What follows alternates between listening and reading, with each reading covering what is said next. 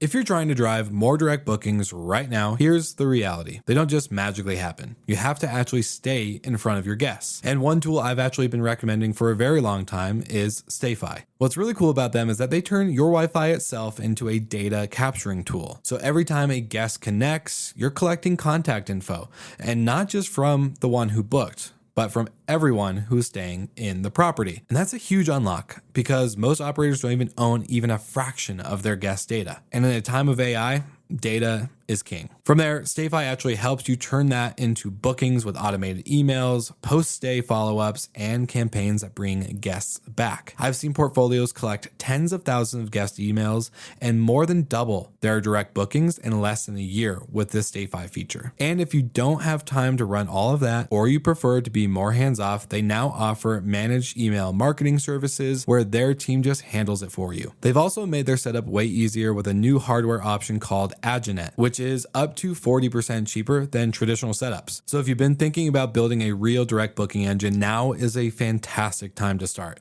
Head to stayfi.com/goodmorninghospitality to learn more and to get 50% off your first 3 months.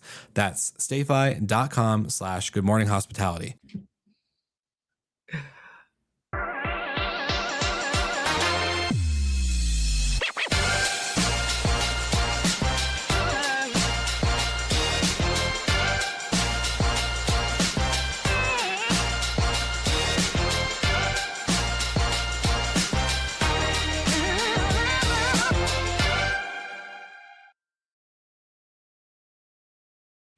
Well, good Hello. morning.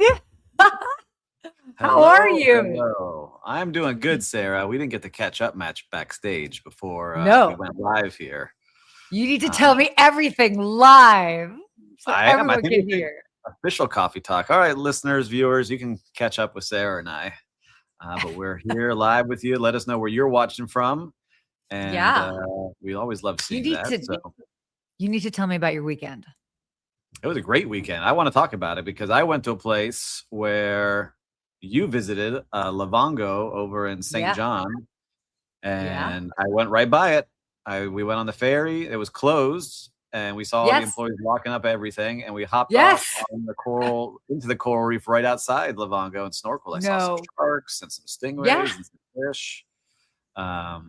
But yeah, so we'll talk about what I did. So I went to St. John and to the British Virgin Islands. Won't say for why, but we went there, and everywhere I go, I always look at the hospitality. It took me a minute to adjust to the service on the island because for those that have not been there, they're on island time. And I thought I had island time here in Miami, but like the signs in a lot of restaurants say like, all right, we open at 10 a.m. ish with like a 30-minute window of when they may or may not open. And the same thing with the ferries to get to the airports, because to get to St. John, you land in St. Thomas and you get to the ferry, and then the ferry goes. But on the way back, the ferry is like, well, we got some other people we're waiting on, and you got to really time things out really well. But once you get used to the pace, it took me a couple of days. I was like, wow, like this is actually very chill here. And, you know, a lot of people go there, and I started getting into the rhythm of the island. And then when I left, I was like, oh man, I got to speed up everything here again. We got to get on point.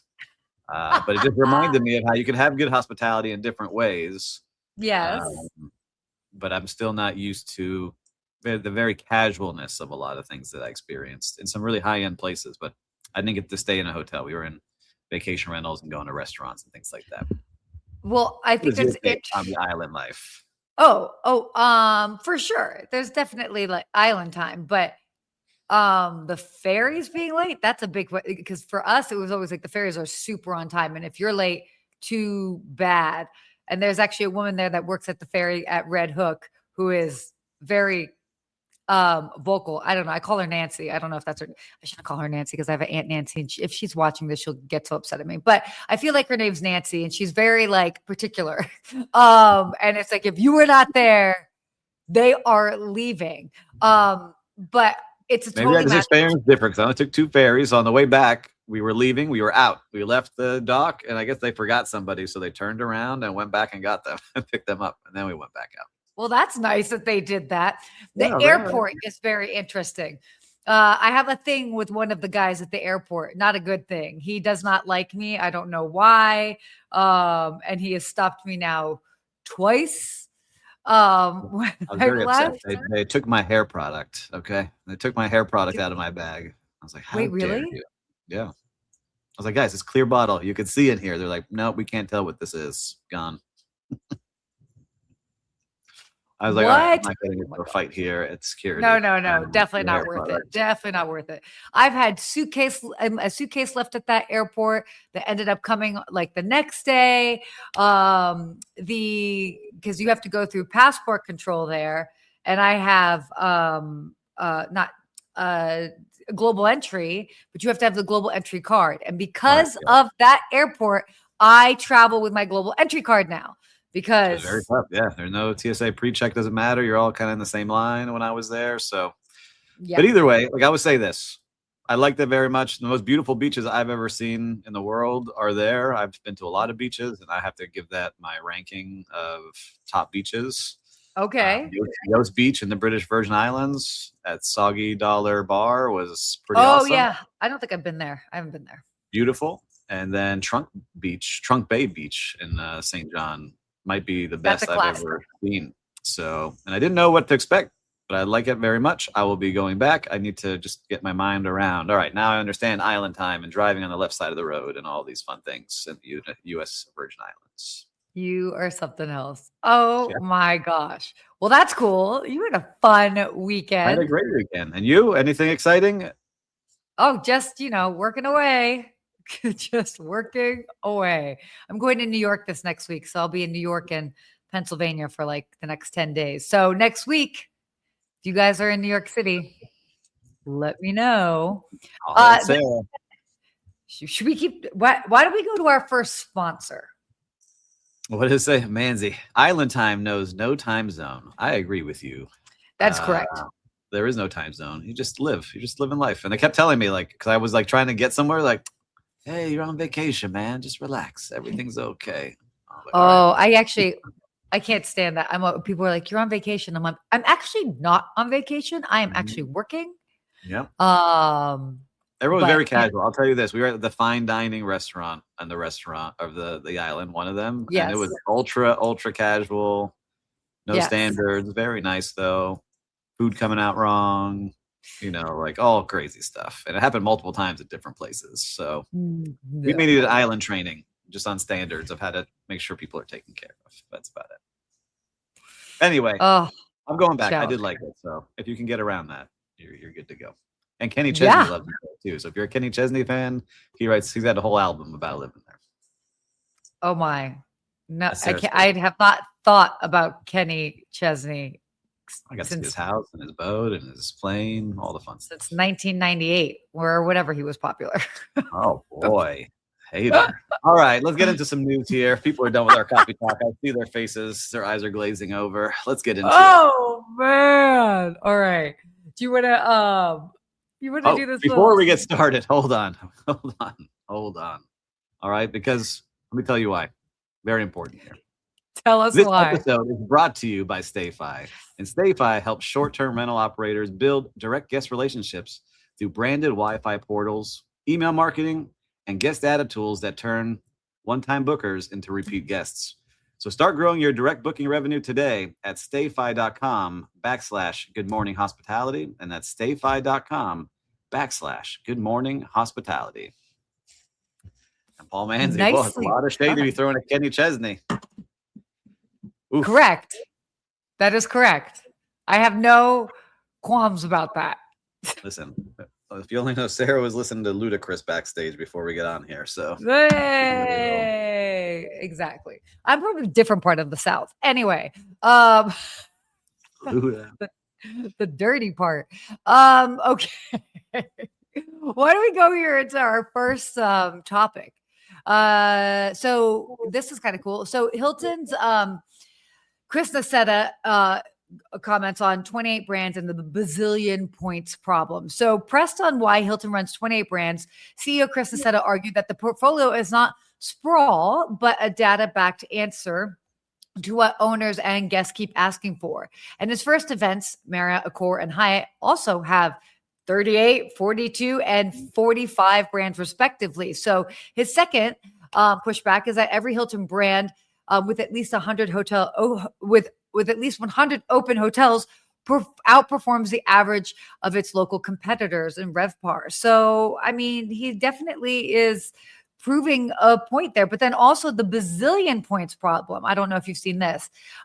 He said that when a guest grumbles at checkout, the typical response is like a pile of Hilton Honors points. He calls this sort of like buying forgiveness and said AI changes that equation entirely. So Hilton systems could use an AI catch a complaint in the moment. So to catch it, whatever. I'm like reading this. Yeah. So here's what we got. We got two stories here, right? And yeah. I'm curious about your take on here. The first, let's start with the second one you talked about. So when things go wrong in a Hilton hotel, you know, they're now throwing points at you is like, you know what? So sorry, here's 10,000 points for you. And go about your day. Like that's what I can do for you. So as a former concierge, and you've been around the front desk area where a lot of the complaints come in, how do you feel about this versus like trying to actually help throwing points? How do you think that this works now? Because he's saying with AI, they're going to be able to find out if things are going wrong during the stay and try to really win them back versus getting like an angry email and throwing them points afterwards. I mean, you know, the points can be part of the apology, but it's never the entire thing. I mean, I haven't ever worked at a property that was a part of, I've never personally worked at one of these big branded hotels. All of the properties I worked at don't operate on point systems. And so that's just not how you have a proper service recovery. So if points is just like your only approach to service recovery, I don't think that that's really I don't think that that's the appropriate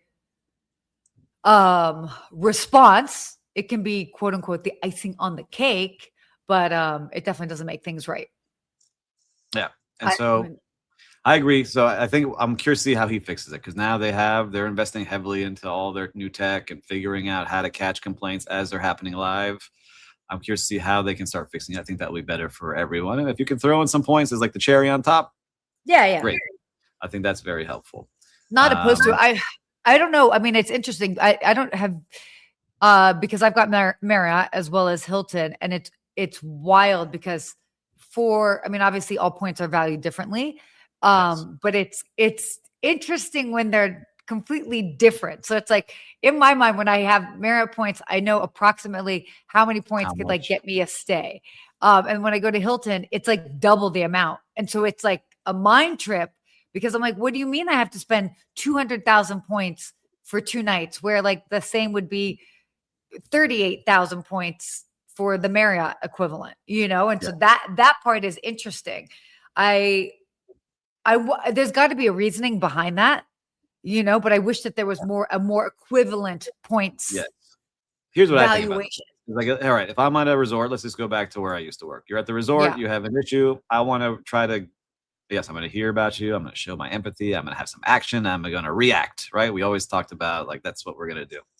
And so if you had a problem with the room, I want to fix that problem in the room for you and give you something at breakfast, complimentary or free buffet. Or if I have an empty cabana that day, let's give you that wonderful cabana that has $1,000 value, something that's tangible on site that I can provide to you. Then I think you give the points as an extra, right? That is something I think is a little extra and you can make that feel good afterwards. But if I'm just getting points, I don't want that. I had an issue on a flight I think we talked about several months ago. You know, I paid up for a big business class seat to travel overseas and had issues with that seat. And all I got was points, but I'm never using that airline ever again. So, you know, it didn't really benefit me in any way. And I'll have a story for next week. I have to make sure I can talk about it, but remind me. It's a funny story about an airline and something happening badly on there. Oh, no. I mean, they just threw them points as like a sorry, what it should have been like, oh my God, let's take care of you for a couple of trips. So we'll see about the points. We'll see what they do. I'm curious about that, but I'm more interested on the brands. So here's one thing here is that Hilton had 8 brands when Nassetta arrived as CEO in 2007, 8 brands. Yeah. And all but 2 of the additions since have been built organically. He runs focus groups constantly to validate new brand concepts before launching them. So in saying these 28 brands really have been thought about, really tested and putting them out there into the world. But again, we run this, everyone knows my favorite part of the show. What is it, Sarah?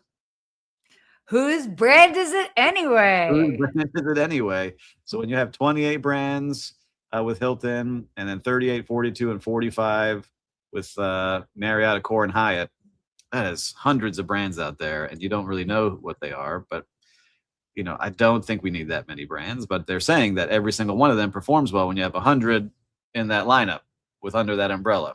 And so I'm not sure if it's just because they have points and loyalty, and people are looking up for like, hey, I'm just going to look for a Hilton in the city, and whatever pops up on my app, I'll use my points and book there, versus, I really want to stay at the new undergraduate hotels in the second tier college towns. And so that's what I'm wondering about. I think it has to do, it's like, it's brand recognition. And it's the brand recognition that will balance out the lower cost options. So, I mean, it could also be higher end options, but I would think the play generally, as far as what sways people, is like, I'm going to the city and I don't really care where we stay, whether it's like with a family or business or business trip or whatever. I don't really care where I stay. I'm just looking for the cheapest option. I've never heard of this brand. Oh, but it's XYZ by Hilton, XYZ by Marriott. Well, they've got to have minimum standards. Click book. So I think that moves the needle more than, I've never heard of this brand and it's $1,000 a night. Oh, but they're under, like, if you're paying something that's $1,000 a night, you're not, if anything, you might look at, it's by one of these big brands. It's probably not truly luxury. Yes. So interesting. That's the pushback I see with, exactly. Both ends of the spectrum. Because I have that conversation with my clients all the time, is that we'll sometimes find some places and then they're like, I'd prefer something a little bit more unique than something under one of the big brands. And we pull away from them, and they're spending $1,500, $2,000, $5,000 a night. So yeah. Interesting thoughts here. So we'll see where they go, but they're spending a lot of money on these points. There's a lot of points sitting out there unused as well in these brands. So I want to follow up on this. So let's see what comes out of this. Come back. But listen, before we move on here, Sarah. Okay. Yes. I want to give a quick shout out to our sponsor, Built. Okay. They're helping restaurants and hotel F&B teams better understand their guests and create more personalized experiences that drive what we all like, repeat visits. So if you care about loyalty and guest experience, it's worth checking out. Head to joinbuilt.com/GMH, and that's joinbuilt.com/GMH. Millions of people use Built every day to earn rewards on housing and in their neighborhoods. Now it extends to your restaurant. Built Hospitality shapes how guests are recognized and taken care of. Built's restaurant-facing platform is designed specifically for dining operators to drive loyalty with their guests. It combines reservations, guest preferences, VIP management, and payments into one platform, alongside an agentic concierge that thoughtfully designs and executes the experience around your guests' tastes. When a guest walks in, your team already knows what they like without digging through notes. Built Hospitality works across the entire guest journey, from delivering a complimentary course at the right moment to sending a personalized offer that brings them right back. Make every guest feel like a regular and keep them coming back. Built Hospitality is available now for hotels with restaurants and restaurant groups everywhere. Learn more at builtdining.com/GMH. That's built, BILTDINING.com/GMH. All right. This might become my new favorite part, is just reading the sponsors here. I need some music. You were just... we need some music to put behind here. Lou, it just has to be royalty-free music, okay? Yeah. But yes. I'm getting into this. You were so good. I love this. Man, the professional ad on these ad reads is really leveling up. I've been practicing, and you're gonna laugh. I've been listening to other podcasters read ads. Oh, I'm like, wait, have you really been? Yeah, for real. Oh, good for you. For real. Perfect. Well, then you can do them all. I'm on it. Love it. Okay, perfect. This is an interesting one. I reported on this for the Skiff Daily Briefing. So hotel brands are circling around student housing for 4 income streams. So this is not necessarily a new concept. But it is interesting because it's I think maybe becoming a little bit more prevalent. So Akora and Malia, for example, are both moving into student housing, pursuing a hybrid hospitality model pioneered around the social hub. So this is where this is kind of started. So the appeal is 4 income streams in one building: student housing during the academic year, extended stay guests, and then traditional brief hotel stays, and then ultimately co-working memberships. Big fan of this. And if one's actually like looking underneath the hood of it all, the economics of it it's pretty interesting. So what are your thoughts on this? Because I mean, I love this. It makes sense. I think it's pretty wild to think, right? It's not the first thing you think about, like, all right, let's take student housing in college towns and mix them with hotel stays and also co-working. And in the article, they even said, like, everyone told the founder of Social Hub when he founded it back in 2012, like, that is a terrible idea. But now they run 10,000 hotel rooms across 8 countries. And their founder, Charlie McGregor, says student housing remains a predictable occupancy base. So they know how many people are going to be there. And then it frees up the hotel component so they can chase the higher rate rather than the volume of what, the occupancy. So it really is pretty interesting to see how they're going to grow. I checked out some of the brands earlier, like Joe and Joe from Akora that they're going to put in there. And I went through it, and they're not any U.S. cities yet. They're more in Europe, but I checked out Paris, and they have some in Rio and Brazil. So in South America, they have some too. And they're, nice. They're dorm rooms, so a lot of them, or hostel style rooms. And then you can book your own private room, but they're not inexpensive. You're still paying in the 200s a night to stay at them. And I'm just looking at, I have a bookshelf in my podcast office, and I think I have my fraternity president mug still here. And I would not want to live or stay in a student housing during student time. Even the summer, we were out of control. So we went to Florida State University, and I stayed in student housing that was paid. So it was like a higher end one. And we would pay off the manager of the building to make sure that he wouldn't bother us on our floors and make sure he was taken care of. So we had a party. He would get a cut of the door. Everything was all right. But anyhow, I'm sure it's changed a little bit since I was in school. Yes. And I think it also depends on the school, the college, the town, the city, all of that. I went to Florida State, everybody. Florida State University, ranked #1 party school at the time. Sarah here, much more polished, refined, went to Georgetown University over here in Washington, D.C. So very different crowds. Maybe we can do student housing at Georgetown. Nah, I mean, we were still students at the end of the day, and they weren't that. But I mean, again, it's like it all depends. It all depends. I would say student housing actually would make sense if it's maybe more of like the junior seniors, or where maybe it's a little bit on parents' weekend, or you're checking out school and you want to kind of experience it. That could be something, or you're a traveling professor. Those kind of, I guess, could work.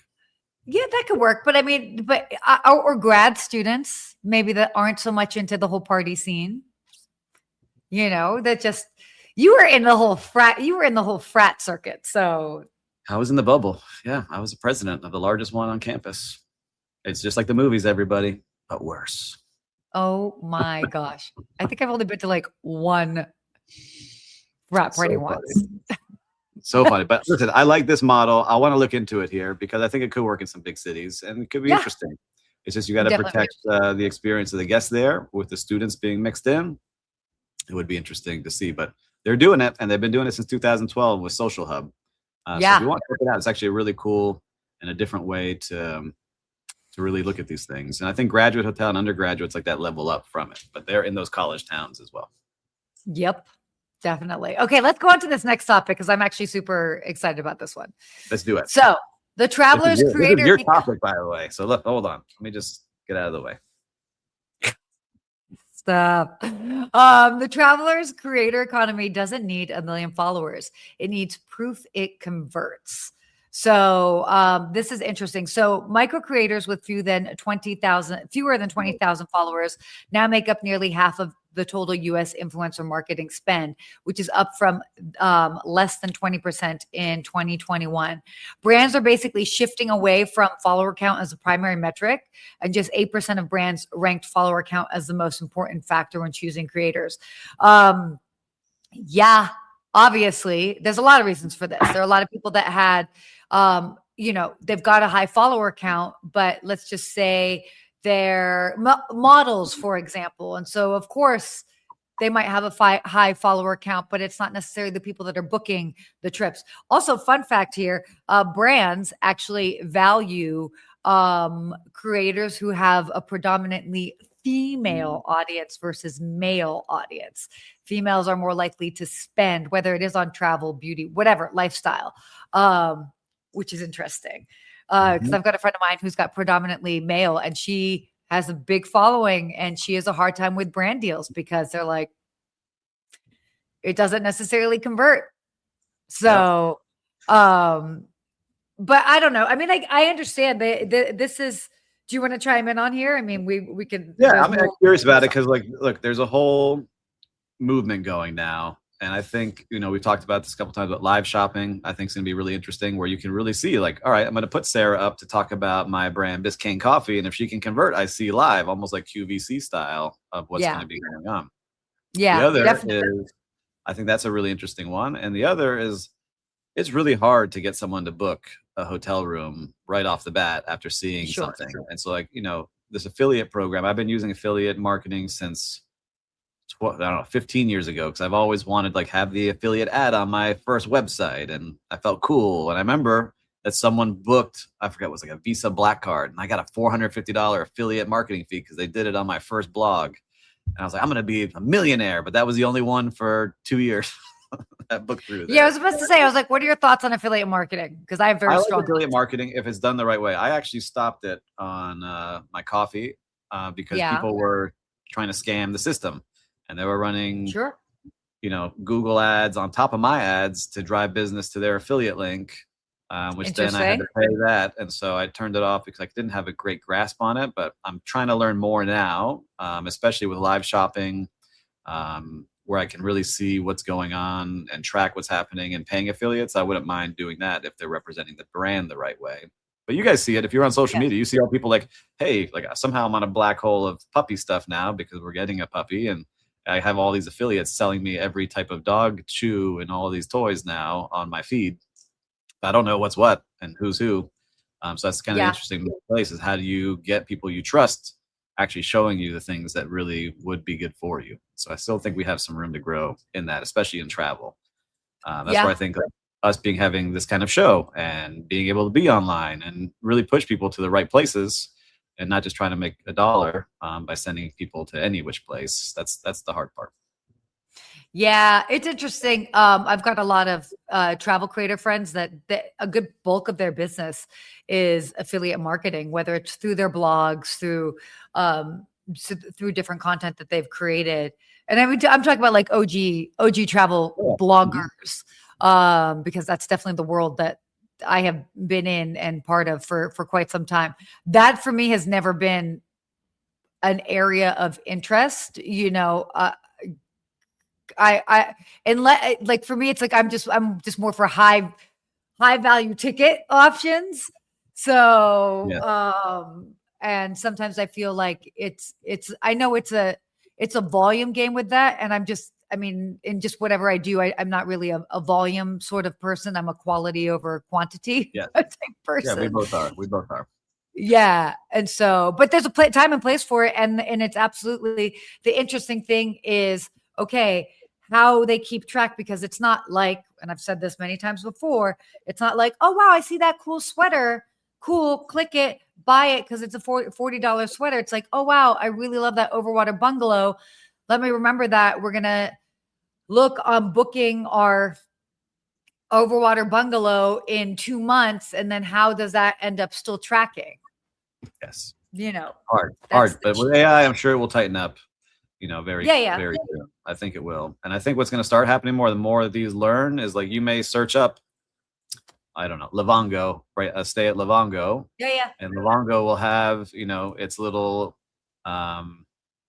pixel, right? That they can put in Meta or Google, or now ChatGPT has theirs, which I'm going to learn something about today.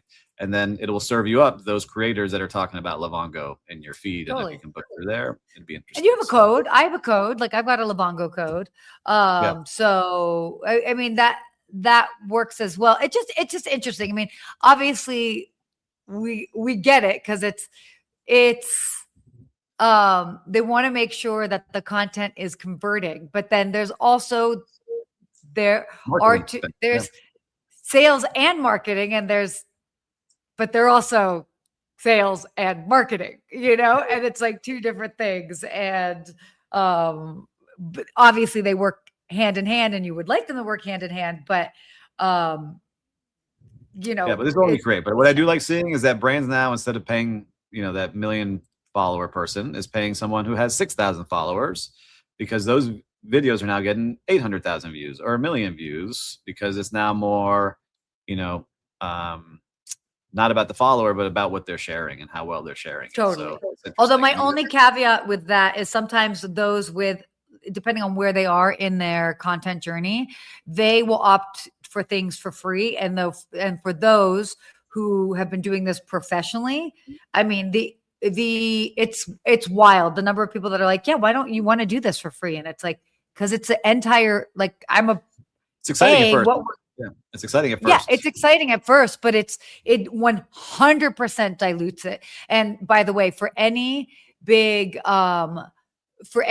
brand that brags about how they never pay their influencers, to me, it's a turnoff, because it's like saying, like, we only work with interns, or we only do we only have like free employment. And it's like, that's your flex.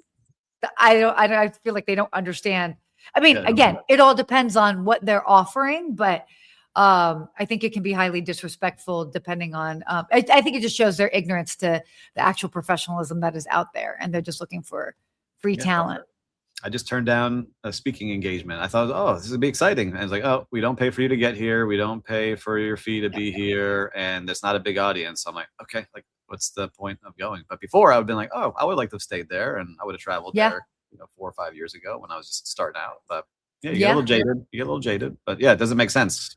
It's what are you giving up? I don't think it's jaded. I think it's just its value. You know what I mean? And so it's under. I mean, I get offered free stuff all the time, and it's like, if I was bouncing around doing all the free things, how would I afford to live? Like, you know what I mean? Like, how does anybody? So I think it's understanding and respecting the business side of it. But well, we went a little long. I think maybe we passed the last story and go into our favorite segment. What do you think, Sarah? Oh, yeah, definitely. Yeah. All right. Sure. So our producers backstage, we're skipping that story and we're going into Whose Brand Is It Anyway? The favorite game show. Oh, no. We lost. We gave it away. Don't look. We got to start again. But whose brand is it anyway? I'm going to show this one here. We went backwards. It's okay, Monica. We went backwards, but we'll pretend that we didn't see. Radisson Individuals. Radisson Individuals hotel brand. I haven't seen, but we already gave up the answer if we saw it, which is Choice Hotels. Put it up on here again so people can see. Choice Hotels is the Radisson, but it just shows you again, guys. If we go back to the first part of the episode, how many brands are out there? And would we have guessed Radisson was part of the choice? Wait, is that like Radisson? Like the Radisson Hotels? Check it out. But that logo looked different. It did. Unless there's a separate brand or something else going on that goes on through it. Wait, why did that look different? Wait, can we see the brand again, Monica? Radisson. Radisson Individuals. Yeah, sure. I see. That's it here. Okay. So Radisson Individuals is a soft brand of upper scale hotels that allows independent properties and regional chains to join a global network while retaining their unique local character. Part of the portfolio and the Choice Hotel Network in the Americas. So I learned something new today with that brand, and I haven't stayed at a Radisson in, I don't know, since the 90s. Maybe it's time to go check out some of them. I've stayed at a Radisson Blue within the past 5 years. That was kind of cool. So yeah, nice. I like this. All right. Well, listen, good show today here, Sarah. Great show. We flew by. We talked about a lot of cool things. And so listeners and viewers, as always, I know you like this show. I'm sure your friends will like it as well. So make sure to share this with them. And if you haven't yet, make sure to subscribe. And if you haven't been on a live show, like all of our live viewers here, We have some loyal live viewers here, especially Paul, Lou, that we're on here talking all day. We love having you. But make sure to join us live next time as well. Any other parting words, Sarah? No, other than stay hospitable. hospitable. Bye, everybody.